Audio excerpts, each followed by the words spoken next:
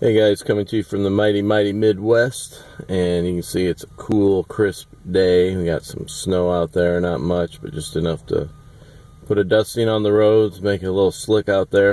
And I wanted to come to you on my chat with you about my thoughts on Bitcoin.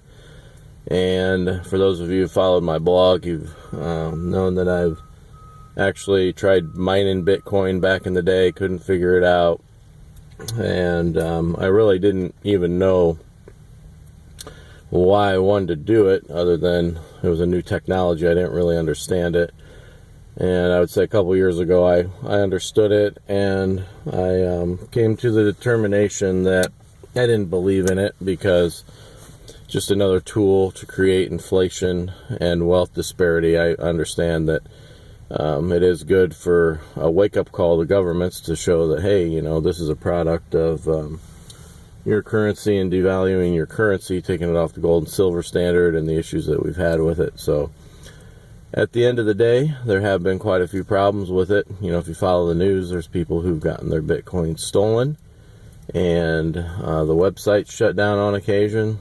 And my end theory is that gold and silver are God's money, and that Bitcoin is an abomination to God. So with that being said, I am happy for the Bitcoiners who made out. More power to you.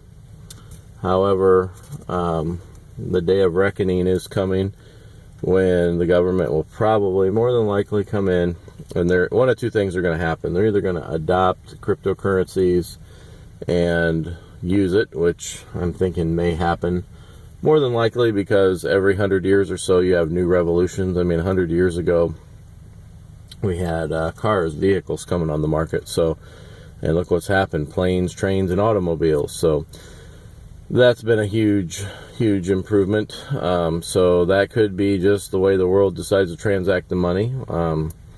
Is it just at the end of the day? Well, the good news is that it does take control out of the central banks. However, the bad news is it's not backed by anything. So people are going to have to adapt to it and know what they're doing with their technology.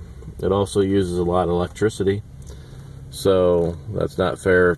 You know, eventually the power grid is going to be just, you know, everybody's going to be mining these coins and this so-called currency, and it's going to have an effect on power, so that's going to go up. It's going to drive prices and everything up. So that's why at the end of the day, still supporter of gold and silver, God's money, God's wealth.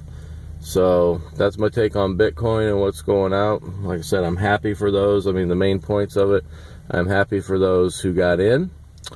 And I believe either the government will adopt a cryptocurrency or they will reject it and come down hard on it. More than likely, they're going to adopt it, as within the week you can trade futures on it, which means you can short it too.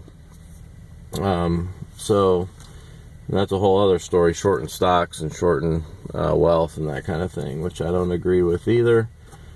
And the third thing is, God's money is gold and silver, and so that's what we should stick with our currency. Over and out from the mighty Midwest. You have a great afternoon.